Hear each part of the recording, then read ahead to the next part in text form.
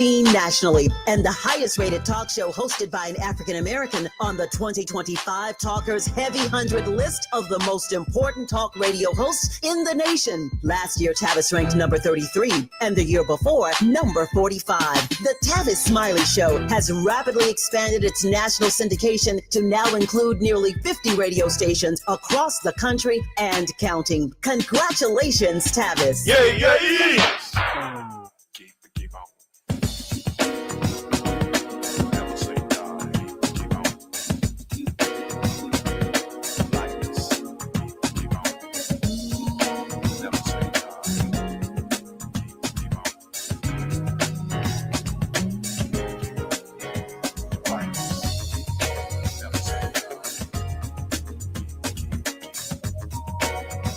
say die.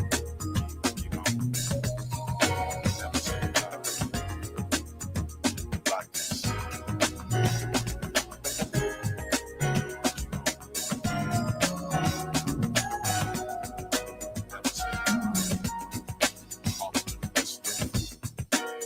In the midst of sorrow, you can see up when looking down. A brighter day tomorrow will bring. Oh, you hear the voice of reason telling you this can never be done. No matter how hard reality seems, just hold on to your dreams, yeah. You are listening to and streaming A More Perfect Union on KBLA Talk 1580. I'm Dr. Nii-Quartelai Quartey, your host and White House correspondent, not at the White House today, but right here with you in LA in afternoon drive time. I'm in touch, and so you be in touch. Follow me on all the socials at Dr. Nii-Quartelai. Just type in Dr. Nii-Q, DRNIIQ, and there you are, fresh to follow. There we are, fresh for you to follow, I should say. Last but not least, to subscribe to A More Perfect Union podcast. That way, you'll never miss an episode.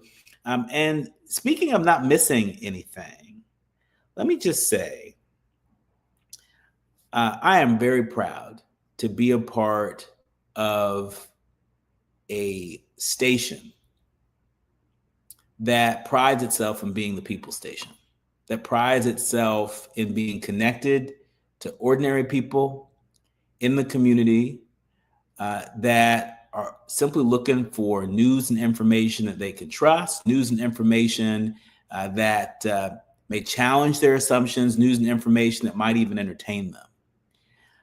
And a part of us delivering on that is making sure that we don't forget about the stories that are important in our community. When some of the national news cameras sort of move on to the next headline, it's our job to keep our eye on the headlines that matter to our community.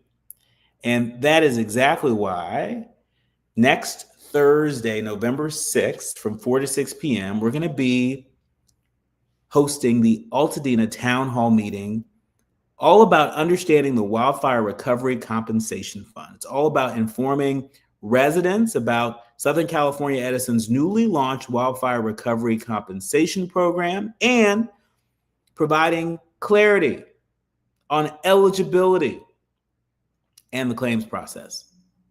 I will not be there alone. Tavis Smiley will also be moderating. James Farr, host of Conversations Live, Altadena Rising, right here on KBLA Talk 1580 on Saturday and Sunday. He's going to be in the house along with folks on the front lines in the community in Altadena and Pasadena. Folks like Brandon Lamar, the president of the NAACP chapter in Pasadena. He's going to be in the house, as well as Martin Gordon, Tony Bailey Rains, Zaire Calvin, Dr. Ishel Williams, Dr. William Sims, Jackie Robinson Baisley are all going to be in the house. And so you should be in the house. Make sure you pull up to Victory Bible Church located at 1497 North Hill Avenue in Pasadena. This is a free event, but this is the deal. You got to register. You got to register at KBLA.com KBLA1580.com. Just register at KBLA1580.com. We look forward to seeing you there. This event, of course, is brought to you by KBLA Talk 1580 and the Black Freedom Fund. And while you got your calendar out, special invitation from me to you. This Saturday from 12 noon to 2 p.m., I'm going to be hosting a book talk with author and former White House Press Secretary Karine Jean-Pierre right here in the LA area. And so if you go on to my Instagram, you go to my IG at Dr. Nii-Quartelai, just type in Dr. Nii-Q and I pop right on up. If you click the link in my bio, you can register. You can register to attend that book talk on Saturday, November 1st from 12 noon to 2 p.m. If you have any questions for the former White House press secretary about her book, about her tenure in the White House, or if you just want to be a part of a meet and greet, come on out. I would love to meet you, and I'm sure she would too. All right. With that, it's time for our national news roundup. It's time for you to decide the good, bad, and ugly headlines of the day. Kicking us off, speaking of not leaving folks behind, we have not forgotten about the folks who've been impacted by the Category 5 storm that has left thousands homeless, dozens dead, and entire towns cut off as rescue crews race to reach the hardest hit areas. Haiti, Jamaica, and Cuba pick up the pieces after Melissa's destruction. The Griot is reporting that the rumble of large machinery, whine of chainsaws, and chopping of machetes echoed through communities across the Northern Caribbean today as they dug out from the destruction of Hurricane Melissa and surveyed the damage left behind. In Jamaica, government workers and residents began clearing roads in a push to reach dozens of isolated communities in the island's southeast that sustained a direct hit from one of the most powerful Atlantic hurricanes on record. Stunned residents wandered about, some staring at their roofless homes, some staring at their waterlogged belongings just strewn around them. Emergency relief flights began landing at Jamaica's main international airport, which reopened late Wednesday as crews distributed water, medicine, and other basic supplies. Helicopters dropped food as they made their way above communities where the storm flattened homes and wiped out roads and destroyed bridges, cutting them off from assistance. And authorities said that they have found at least 4 bodies in Southwest Jamaica. Desmond McKenzie, a deputy chairman of Jamaica's Disaster Risk Management Council, declined to provide any update on the number of deaths, saying only that he expects the number to increase based on information he has received. It's worth noting that more than 13,000 people remained crowded into shelters and 72% of the island without power. Only 35% of mobile phone sites in operation. People clutched cash as they formed long lines at a few gas stations and supermarkets open in affected areas. And so Jamaica, Haiti, Cuba, not in good shape at all. And we want to make sure that we're doing our part to be a part of relief efforts. And so I know that there are a few charities that my Jamaican friends, including Richard Fowler, who is a frequent guest here on A More Perfect Union. There are a few charities that he has vetted, including American Friends of Jamaica, and also the Rustin Fund. They're helping Jamaicans as well. So let's be generous and let's support where we can. We're in it for the long haul, so we'll be sure to keep you updated on this as this news continues to develop. Finally, back here at home, the LA Times reporting that voters in a poll side with Newsom. They side with Newsom and the Democrats on Prop 50, a potential blow to Trump and the GOP as a November 4th statewide ballot measure pushed by California Democrats to help the party win control of the U.S. House of Representatives is underway, it's stifling President Trump's agenda.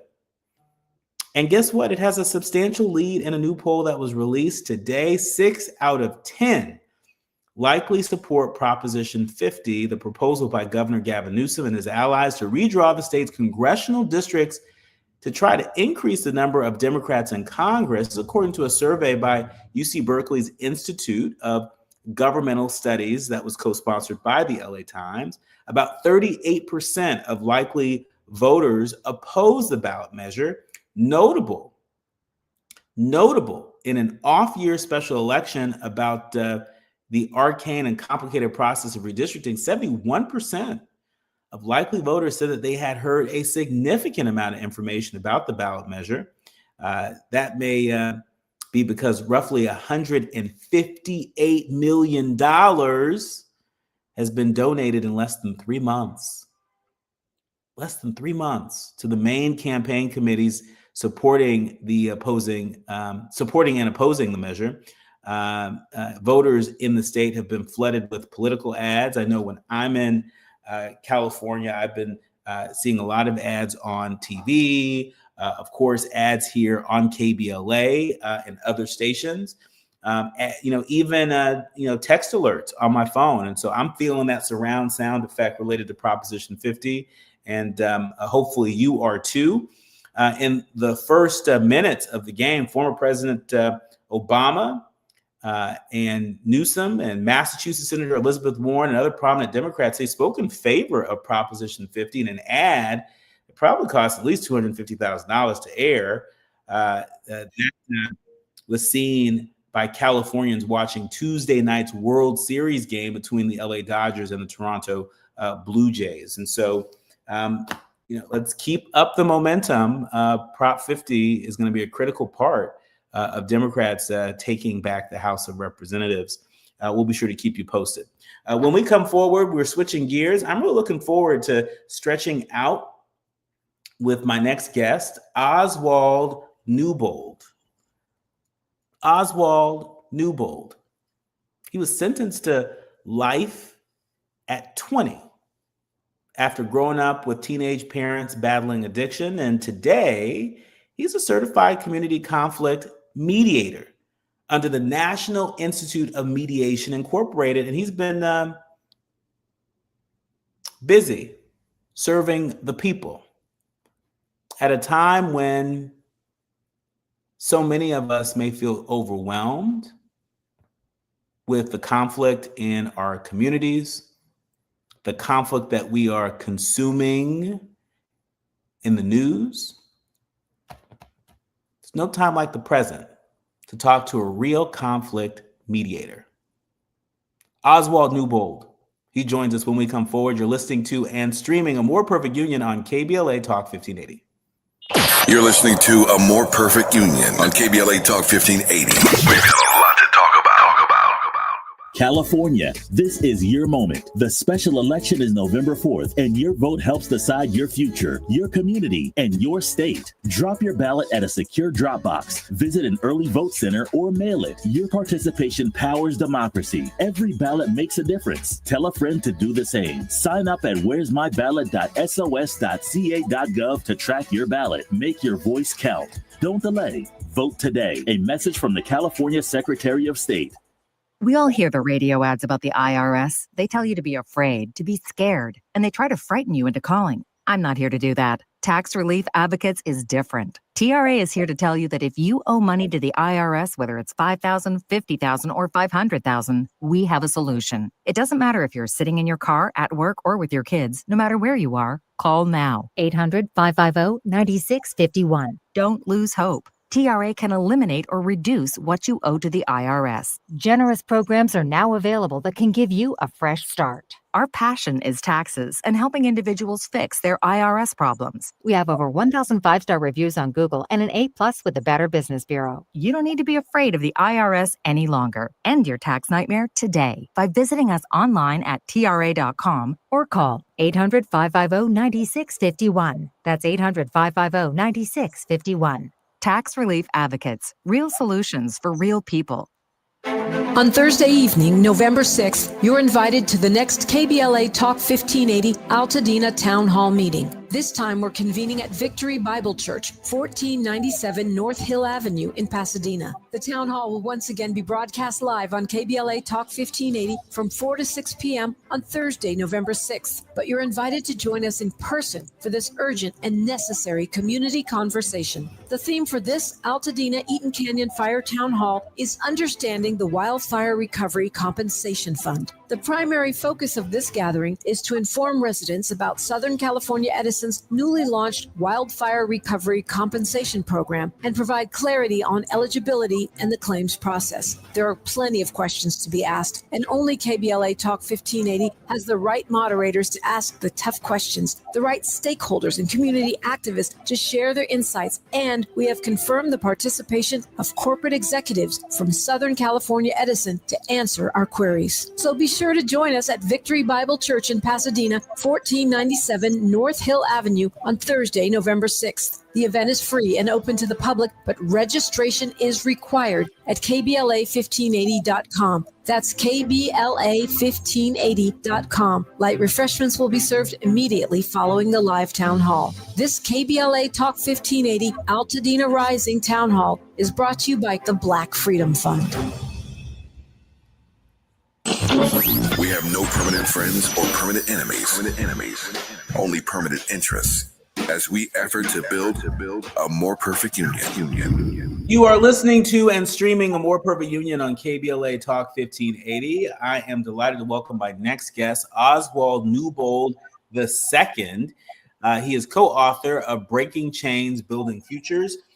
He's also certified in mediation and conflict resolution by the National Institute of Mediation Incorporated and the Community Mediation Network. He assists individuals and groups and organizations in resolving any conflict they may be experiencing. No dispute is too big or too small. Oswald, welcome to the show. Thank you for having me here, Dr. Quartey. Well, thank you so much for being here. Let's start with your origin story. Talk to us about your growing up and the circumstances that led to you being sentenced to life at the tender age of 20 years old. To give you the fast track the story.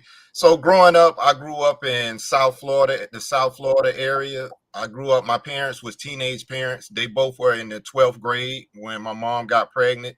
They graduated in June. I was born in September. So growing up, I'm growing up to parents who they're young, trying to understand life themselves, but also they have the duty of raising a child. And just going through life itself, the 1970s, the 1980s, substance use things became a challenge for different people. I saw my parents have their little share of those things. And over time, I just became an angry child, I guess, because I saw what the crack cocaine era did to our community and to our families and households in the 80s. So I went from the guy who was just angry with seeing what drugs was doing to the community to being a person selling the drugs. So rather than being part of the solution, I was part of the problem at that time. And just picking up them ways and going forward, eventually I ran into my problem with the justice system, and I was involved in an act that was violent. Nobody died, but just because of it was involving gun violence, they whammed me. They gave me life at the age of 20. And there I was trying to figure out life. It was like a whirlwind. And how many years did you end up serving? I actually served 25 years, 1 month, 13 days to the door. I went in at the age of 19. I came out when I was 44 years old. I'm 53 right now. Wow. And so, what made you decide to go into conflict mediation as a career? What it's crazy. So at a facility I was at, it was a lady that was over a program I was in, a peer facilitating program. And she decided that she wanted to create a mediation program. So rather than prisoners going to violence, they'll be able to have an outlet to be able to resolve conflict. So she had got 7 blacks, 7 whites, and 7 Latinos, and got us all trained as mediators. It was really originally I stepped in that arena to be able to solve prisoner disputes. But when they trained us, they taught us how to do everything from credit card disputes to divorces, any type of disputes we trained on. So I went ahead and took that over. Actually, when I got out, I didn't initially use it. I had a jewel that I wasn't using. It just was in the treasure chest. And then after a while, when I seen things going on, I went to hear people talk about conflict resolution and conflict mediator. I'm like, I'm a certified mediator. I'm just letting it sit. And once I dusted off, I just went forward from there, because there's always some type of conflict that needs to be resolved. I mean, I really like how you put that, how you have this jewel in the treasure chest that you didn't realize initially. And I think so many of our leaders, learners, and listeners, if they get still enough, get quiet enough, and take that personal inventory, I think they too will discover that they have jewels in their treasure chest. They have skills that they are expert at, that they could build a career around. And that certainly seems to be what you've been able to do. Talk to us about the relationship between, on its face, what may appear to be vastly different conflicts. I mean, if you're doing conflict mediation for folks in prison versus folks that, are on the verge of divorce versus, business partners that are on the verge of ending the business, what are some of the fundamentals that those very different types of conflicts have in common? Well, one of the fundamentals that they have in common is, first of all, everybody wants to be heard and wants to feel that what their position is matters. So that's what most things are. So the biggest thing for me, and why I have success in conflict mediation, is giving people their voice. It really starts right there. People want to get out what they need to say or how they feel. And then once you do it, you unpack that and get some of that stuff out of the way. And okay, let's get to the core of what's going on. But sometimes you can't get to the problem if people don't feel that they're allowed to be heard. Look at social media. People love social media just because they could say something and people will hear it. Everybody looking for their voice. So a common fundamental is their voice. And it's just, I think that's the biggest thing, is being understood. Because conflict comes from misunderstanding. So people want to have their voice and they want to be understood. They want their point of position to be understood. Now it gets a little more tricky when money involved and kids involved. I think one of the most difficult cases to mediate is a divorce case where the husband and wife can't stand the ground each other walk on, property involved, and children involved. That's like one of the toughest ones because the emotions are high. But outside of that, everything else, whether it's monetary or something, you could kind of unpack that and get to something. That divorce cases is one of the roughest ones right now. Yeah, I mean, I believe that. I mean, just my observation over the years, and as a married man, who has been married for 10 years, together for 16, I think even just the nature of how we handle conflict in our relationship changed when, certainly, we developed this understanding that there's a difference between wanting to be right and wanting to be heard. And I think sometimes we fight really hard to be right.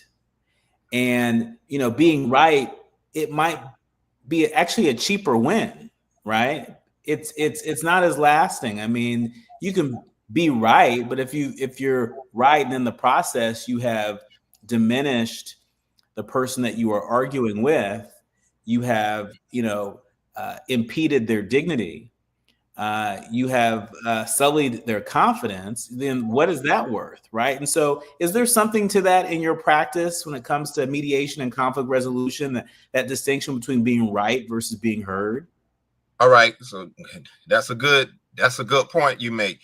It's really, with mediation, it's about meeting in the middle. So the best mediation is when both people got something and both people lost something.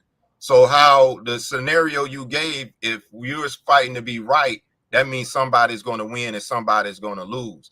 Mediation is about making and helping both sides win. They may not get everything they want, but you walk away with something that you do want. That's the benefit of mediation. Both sides should get something and both sides should lose something. When we come forward, I want to get your take on just sort of the state of affairs in our country. Right now, as we sit here today, we know that the federal government has shut down, that Republican members of Congress aren't even in Washington, D.C. In fact, they have been not in session for nearly 6 weeks. Meanwhile, we see leaders of the Democrats in Congress and the Republicans in Congress trading barbs. I think just a few days ago, we saw the chaplain on the Capitol, attempt to encourage all sides to come together and not measure the success of their cause by how many days the shutdown lasts, but really thinking about the people who are going to be impacted. I want to put some of your insights when it comes to mediation and conflict resolution to the test when it comes to some of the biggest headlines that are trending right now in our country. When we come forward more with Oswald Newbold, he is a certified community conflict mediator, and he says no dispute is too big or too small. Does that include government shutdowns? We're going to find out when we come forward. You're listening to A More Perfect Union on KBLA Talk 1580. The audience is listening, thought-provoking, eye-opening, heart-rendering. This is where authentic voices meet powerful discussions on culture, community, and change. This is where Black voices matter. He's breaking boundaries, amplifying diverse perspectives, and tackling the issues that matter most to you. You're inside A More Perfect Union with Dr. Nii-Quartelai Quartey on KBLA Talk 1580. I'm Amber Payton with BIN News Now. A Newport News, Virginia teacher shot by her 6-year-old Black student is testifying in her $40 million lawsuit against former assistant principal Ebony Parker, who is also Black. Abby Zorner says Parker ignored warnings the student might have a gun and was in a violent mood. Obvious, I thought I was dying. I thought I had died. Parker's attorney argued Zorner could have acted more decisively. Former child actor Floyd Roger Myers Jr., known for Fresh Prince of Bel-Air and The Jacksons and American Dream, has died at 42 from a heart attack. His family confirmed he'd suffered previous heart issues. And hip-hop mogul Sean Diddy Combs is asking for a fast review of his prostitution-related conviction and 4-year prison sentence. His lawyers want oral arguments in April, noting his rehab progress that could shorten his term. 55-year-old Combs is set for release in May 2028. Get BIN News Now on demand 24/7 on the iHeartRadio app. It's a crash in Mid-City. This is on the 10, making your way westbound past Arlington. They're clearing it out of the left lane. Delays pushing back all the way from the 5. Hey, they wrapped up that wreck in Toluca Lake. 134 westbound before Cahuenga. All lanes now open. But traffic still recovering out of Glendale, getting away from Pacific Avenue. Let's check out Anaheim. This is a wreck, 57 south to the 22 east, right smack on that connector. And delays are loading up away from Ball Road. At Riverside, a crash on the 91 eastbound at Van Buren off to the shoulder, overall slowing, loading up away from the 15 freeway. Right now, there are young people across the world facing a tough choice: continue their dream of education or drop out to help their family put food on the table. You can help change their future in a single moment. See how far your support can go at unbound.org. Is this the tackle? This is the KBLA Sports Minute with Ray Richardson. The Dodgers arrived in Toronto early Thursday morning after an overnight flight from LA. They need some extra time in Toronto for batting practice to prepare for Game 6 Friday night. The Dodgers are batting only .201 as a team against the Blue Jays in the World Series. The Blue Jays have a 3-2 lead. The NBA Board of Governors gave unanimous approval to Dodgers owner Mark Walter to become the new owner of the Lakers. Walter is buying the Lakers from the Bucks family for $10 billion, the highest purchase price for a sports franchise in U.S. history. Walter paid $2.15 billion for the Dodgers in 2012. According to Forbes magazine, the Dodgers are now valued at $6.8 billion. The Rose Bowl and the city of Pasadena are suing UCLA to keep the school from moving its football games to SoFi Stadium in Inglewood. UCLA has not announced they are moving, but somebody is having some conversations somewhere. Stay tuned. No debates, no speculation, just the info you need. That's your KBLA Sports Minute. I'm Ray Richardson on KBLA Talk 1580. Break out the champagne. Everybody get a glass. Tavis Smiley is now ranked number 16 nationally and the highest rated talk show hosted by an African American on the 2025 Talkers Heavy 100 list of the most important talk radio hosts in the nation. Last year, Tavis ranked number 33 and the year before, number 45. The Tavis Smiley Show has rapidly expanded its national syndication to now include nearly 50 radio stations across the country and counting. Congratulations, Tavis. Yeah. Donald Trump has all but declared war on California, sending in the National Guard, blocking disaster relief, and cutting funds to our colleges. And now, he and Texas Republicans are trying to rig the next election by stealing congressional seats from black voters in states like Texas. They want to rig these elections, and they want the power that gerrymandering provides. Seriously, look it up. But Prop 50 is how we fight back. It gives Californians the power to fight fire with fire and beat Trump at his own game. Prop 50 creates temporary emergency congressional maps that level the playing field and protect the power of black votes. Not just in California, but across the country. Your vote matters, and the whole country is counting on California to lead. So use your vote to protect our power, our history, and our future. Vote yes on Prop 50 by November 4th. Ad paid for by Yes on 50, the Election Rigging Response Act, Governor Newsom's Ballot Measure Committee, Ad Committee's top funders, HMP for Prop 50, and Fund for Policy Reform. California, this is your moment. The special election is November 4th, and your vote helps decide your future, your community, and your state. Drop your ballot at a secure drop box. Visit an early vote center or mail it. Your participation powers democracy. Every ballot makes a difference. Tell a friend to do the same. Sign up at where'smyballot.sos.ca.gov to track your ballot. Make your voice count. Don't delay. Vote today. A message from the California Secretary of State.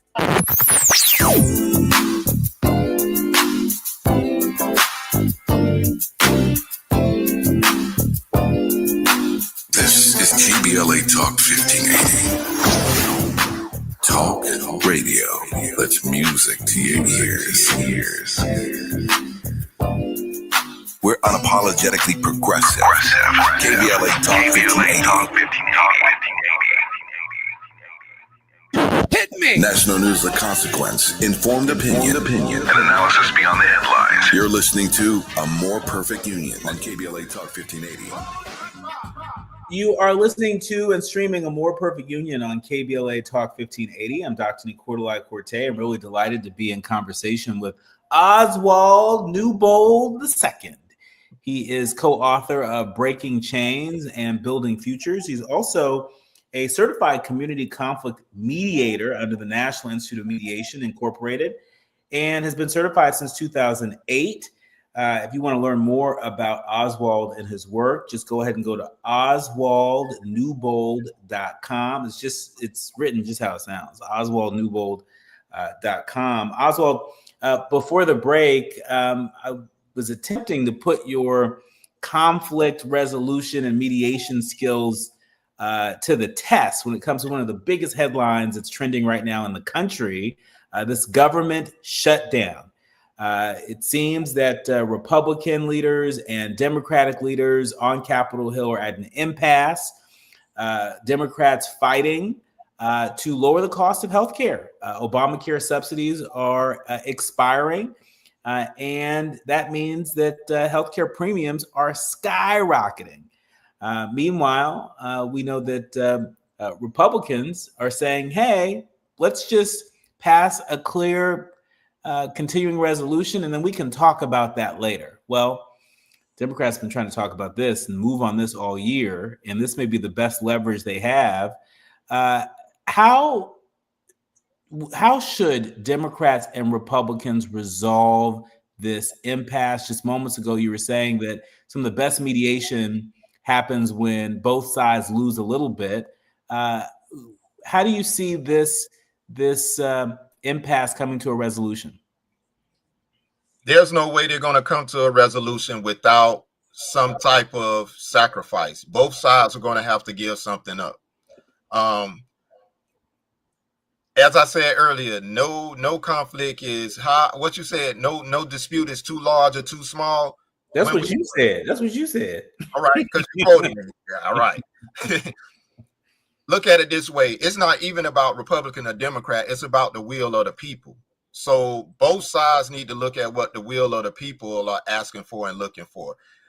In order for that to be resolved right there, first you got to be willing to come to the table. So if people not even making themselves accessible for discussion, you can't reach anything. And that's by intentional too, because if I have to come in and talk to you, we're not just we're gonna have to come to some type of resolution anyway. And I just feel they're gonna have to come in there and talk it out. Both sides gonna have to give up something. It may not be exactly how they want, but I think both. And this is, if I was unpacking that as a mediation, look at it like this, Dr. Quartey. Healthcare is like the biggest hurdle right now. So that means there's so many other things that they agree on. So you have to point that out. So if we agree on 80% of the things that need to be passed and it's just a 20, why would we sacrifice this 80, what the people need, in for this 20? So we need to unpack this 20 right here and work on it. And how do we get to that? We're going to have to compromise on that. We on this all or nothing, the all or nothing mindset. It gets us right where we at. But Oswald, for our leaders, learners, and listeners that are listening to you and they're saying, okay, wait a minute. If we zoom out, look at what happened earlier this year when the so-called big, beautiful bill passed. A lot of folks on the left call it a big, ugly nightmare, where essentially Republicans had their way. They've delivered permanent tax cuts to the rich that have skyrocketed the national debt. In addition, they've delivered on the biggest cut to healthcare in the nation's history, with $900 billion being cut from Medicaid. We're talking about people who need healthcare the most, can't afford it. And so now we know that the Obamacare subsidies that were that are going to add, they're going to exacerbate the loss in healthcare coverage or the skyrocketing cost of healthcare coverage. There are a lot of folks that say, wait a minute, this is a bridge too far, right? And so the Republicans have actually put more wins on the board related to their agenda this year, legislatively speaking. And so, this is, a little thing to some, but this is a big thing for most Americans, Democrats, Republicans, Independents. And so I hear what you're saying, about both sides having to give a little bit in order to make something move, right? But what happens when there's a very big something? There's a very important something. Like, aren't there certain things that are worth fighting for? Well, so Doc, and I'm with you on it.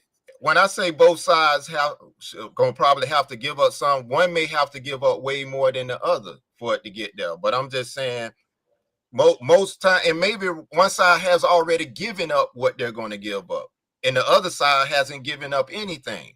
So, but at the end, I think both sides sacrifice something. I'm looking at it. This me, because political science was my minor when I first went to college, and one of the reasons we're here right now and we're stuck like this, your vote is your voice. And a lot of people didn't use their vote at all. And that's one of the reasons we're there right now. So we are some people that's mad that didn't go to the poll. If you didn't vote, I don't even want to hear your cry right now. So now we're at this point. It's difficult. I say that yes, they're being too hard because I have family members that's impacted. Even I'll be impacted by this here. So don't think that I'm exempt from it. But I understand the reality of it. And if people won't come to the table, how can you even have a discussion? And I think that's the tool they're using. They're not even coming to the table to talk, because if they come to the table to talk, we're going to start compromising. So the easiest way to avoid that is to not talk, make the people suffer, and hope that the people get so rowdy that you go ahead and sign the bill that you don't want to sign right then, and it goes that way. So that's really a bully tactic. But what can you do if people don't want to talk? Even in mediation, if one side don't want to talk, how can you make them talk?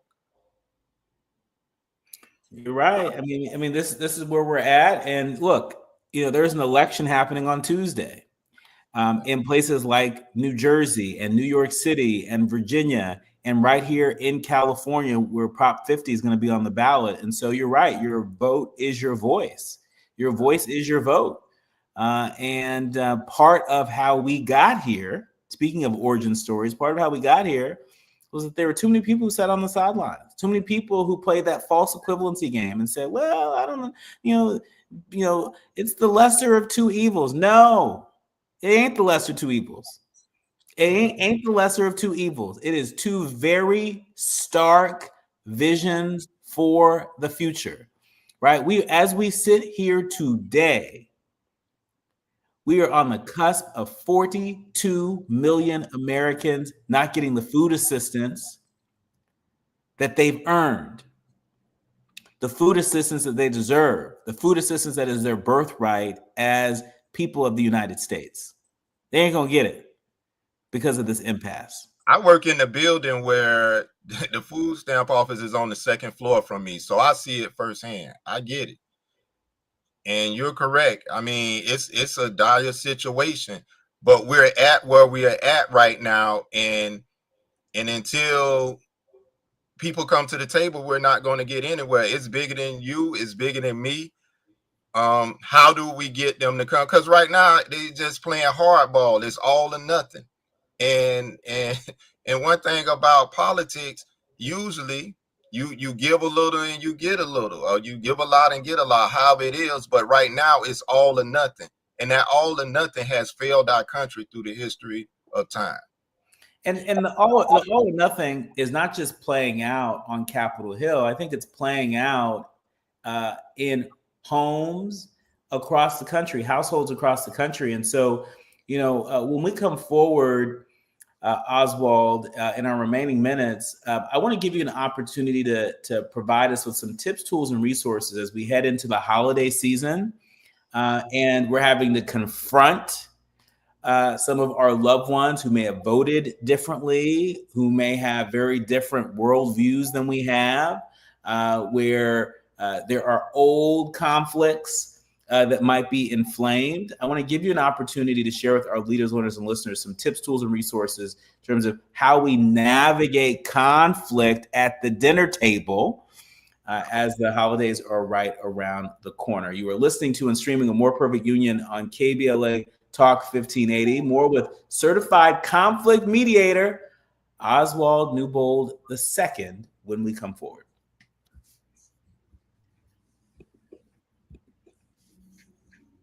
On KBLA Talk 1580, we've got a lot to talk about. Our communities have been through too much to let our voices be erased now. Prop 50 is how we push back against the rigged maps, the rising costs, and the attacks on our healthcare and our rights. I'm Senator Lola Smallwood-Cuevas. Join me in voting yes on Prop 50. Because we deserve to choose who speaks for us. Ad paid for by California for All of Us, supporting Prop 50. McKenna Ballot Measure Committee. Ad committee's top funder. Faith votes yes on 50. Sponsored by LA Voice Action and Progressive Era Issues Committee, supporting yes on 50. The holidays can be a time of increased stress for those struggling with opioid or stimulant addiction. They can also be a time for pause, reflection, opportunity, and new beginnings. This holiday season, choose treatment and recovery, embrace the company of family and friends, and create special moments. Find a proven opioid or stimulant addiction treatment provider near you at choosechangeca.org. Donald Trump has all but declared war on California, sending in the National Guard, blocking disaster relief, and cutting funds to our colleges. And now, he and Texas Republicans are trying to rig the next election by stealing congressional seats from black voters in states like Texas. They want to rig these elections, and they want the power that gerrymandering provides. Seriously, look it up. But Prop 50 is how we fight back. It gives Californians the power to fight fire with fire and beat Trump at his own game. Prop 50 creates temporary emergency congressional maps that level the playing field and protect the power of black votes. Not just in California, but across the country. Your vote matters, and the whole country is counting on California to lead. So use your vote to protect our power, our history, and our future. Vote yes on Prop 50 by November 4th. Ad paid for by Yes on 50, the Election Rigging Response Act, Governor Newsom's Ballot Measure Committee, Ad Committee's top funders, HMP for Prop 50, and Fund for Policy Reform. California, this is your moment. The special election is November 4th, and your vote helps decide your future, your community, and your state. Drop your ballot at a secure drop box. Visit an early vote center or mail it. Your participation powers democracy. Every ballot makes a difference. Tell a friend to do the same. Sign up at where'smyballot.sos.ca.gov to track your ballot. Make your voice count. Don't delay. Vote today. A message from the California Secretary of State. My mom has decided to learn to paint, and she's good. My dad's now into creative cuisine, and I've already put on 6 pounds. Learning new things comes with age. My mom, she started forgetting my name and what we're talking about. Forgetting well-known things doesn't. Memory loss may be a sign of Alzheimer's disease. Early detection gives you and your loved one time to plan for the future. Learn the warning signs of Alzheimer's at 10signs.org. Brought to you by the Alzheimer's Association and the Ad Council. Notable journalists, industry leaders, lawmakers, change makers, tastemakers, and you, working to build a more perfect union on KBLA Talk 1580. You are listening to and streaming More Perfect Union on KBLA Talk 1580. It's about time for the quiet part out loud, but just a little note for each and every one of you. Join me this Saturday, November 1st from 12 noon to 2 p.m. I will be in conversation with author and former White House Press Secretary Karine Jean-Pierre here in the LA area. If you want to attend, if you go to the link in my bio on Instagram at Dr. Nii-Quartelai, just type in Dr. Nii-Q, D-R-N-I-I-Q. I pop right on up. Go to the link in my bio, to register, and would love to see you there to be in conversation with Karine, talking about her new book. I'm sure many of you may have lots of questions. Come bring your questions and be prepared to meet and greet with Karine Jean-Pierre. That's this Saturday, November 1st from 12 noon to 2 p.m. here in the LA area. Now, Oswald Newbold II is co-author of Breaking Chains, Building Futures. He is a certified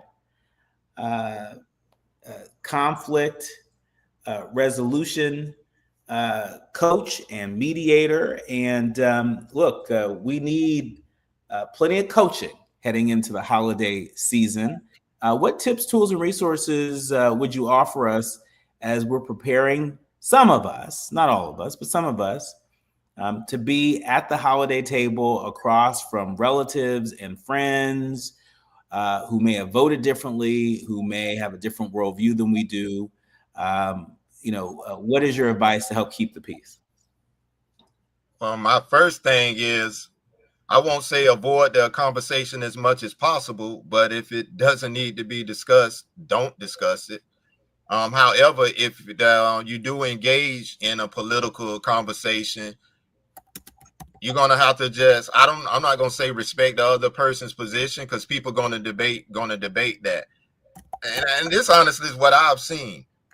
People who voted a certain way and seeing the results right now, a lot of them are quiet. They're not arguing that much this morning. Believe it or not, the people who didn't vote are very quiet right now.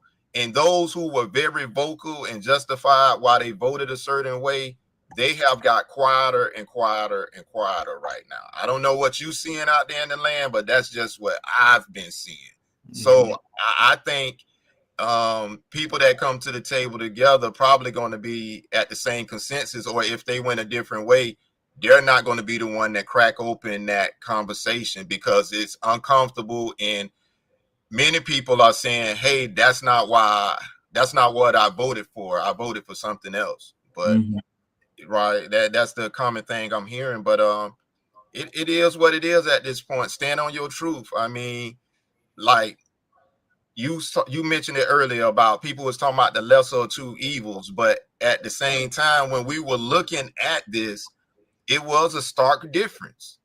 It was a stark difference. And I think people got narrow-minded and looked at one thing and gave a vote rather than looking at the full picture. They just looked at one little thing, and now it don't bit them in the tail. And that's just where we at right now. So if a person went a certain way and you did it, okay, see what you did.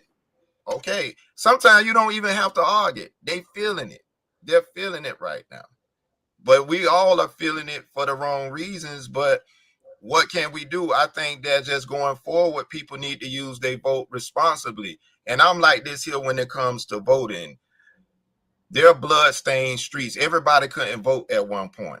So for me, the big thing I am, regardless of who you vote for, use your vote, because some people died so that others could be able to vote. So vote. That's just a hotbed, Doc. That's just a hotbed subject right there. And I don't know. I think people going to be more on a joyful side and not want to even talk about the downside right now, because so many with the government shut down, money is slowing up. At some point, we're going to really feel this domino effect. It seems like it's okay right now, but in another week or two, we're going to feel it, especially as we crack into November 1st. So that's all I can say. Avoid the conversation, and if you do have that conversation, try to use as much diplomacy as possible. But if not, don't argue it from the feelings. Just point to the record of what we're seeing right now. Point to the facts, because we can argue our feelings all the time, but point to the facts. Oswald, in our remaining minutes, speaking of the facts, we know that 92% of Black women about a year ago, they showed up at the polls, and many of them voted for Kamala Harris for president. They believe that they understood the assignment. They believe that they did their job. And a number of them have committed to the rest ministry, have taken a step back from being on the front lines, trying to save America from herself. What do you make of that? What do you make of that for folks who still hold that position almost a year later? Is that just putting forth healthy boundaries, or is it something else? I think some people's spirits are broken because how the process went. Some people's spirit are just broken. I believe they will become reinvigorated at some point, but right now I think they just set a healthy boundary. And 92% of women that voted a certain way, I mean, I think they're going to be back because they're not quitters like that. They just a little mad and let down. I should say the word let down, as many people are. But they're going to be there. I think who we're going to have to reinvigorate is the not the 92% that went and voted, whoever they voted for. It's the people who didn't vote or who went another way. You talk about the 92% of who you say women. Yeah, Black women. Black women. So, but you had 25% of Black males that voted the other way. So they voted. They voted. But over 80%, I think 86% of Black men voted for Harris, and so only second to Black women. Yes. Okay. So but some of them but some still gave a vote up, and this is what I've heard a lot too. It's not what people were saying, but it was what some people wasn't saying. In some ways, some people wasn't ready for a woman president. They wouldn't outwardly say that. They'll find everything else, but some people wasn't ready for that progression of America for it to be a woman president. And that's something we have to get past, because that doesn't mean that a woman is incapable of running the country. So that's that. You will see that. People may not say it right now, But and because I deal with the black male a lot, because on the perspective, and black women, many of them are out excelling black men right now. I'm just being honest with it. They going higher with their education. More of them are sticking to it. You look at colleges across America, you won't see as many black males as black females, whatever school you're at right now. And I think for some people, we got to get past that hang up, and we just got to get on our job right there. And I think some people still just not ready for a woman president. And we just are we really being progressive, or are we really trying to grow as a country if we're not willing to go to the next step? That's just my take on it. Well, we could talk about this for hours more, but we'll just have to have you back. Our thanks to Oswald Newbold II. He is co-author of Breaking Chains, Building Futures. He is a certified mediation and conflict resolution expert. And we are delighted to now count you as a part of the community of leaders, learners, and listeners here at A More Perfect Union. Thank you, Dr. Quartey, and thank you for having the courage to talk about the difficult conversations. Absolutely. Absolutely. We'll have to leave it there. My thanks to the entire village helps us produce A More Perfect Union each and every day. Our executive producer, Tavis Smiley, our sound engineer, Brother Andy, our show producers, Faraji Muhammad, Art Sears, and Journey Burris, and of course, each and every one of you. We curate the show each and every day with you in mind. We hope you have enjoyed it. We hope your cup is full. And as always, remember, do what you can from where you are with what you have, but by all means, do something. I'm Dr. Nii-Quartelai Quartey, and you've been listening to and streaming A More Perfect Union on KBLA Talk 1580.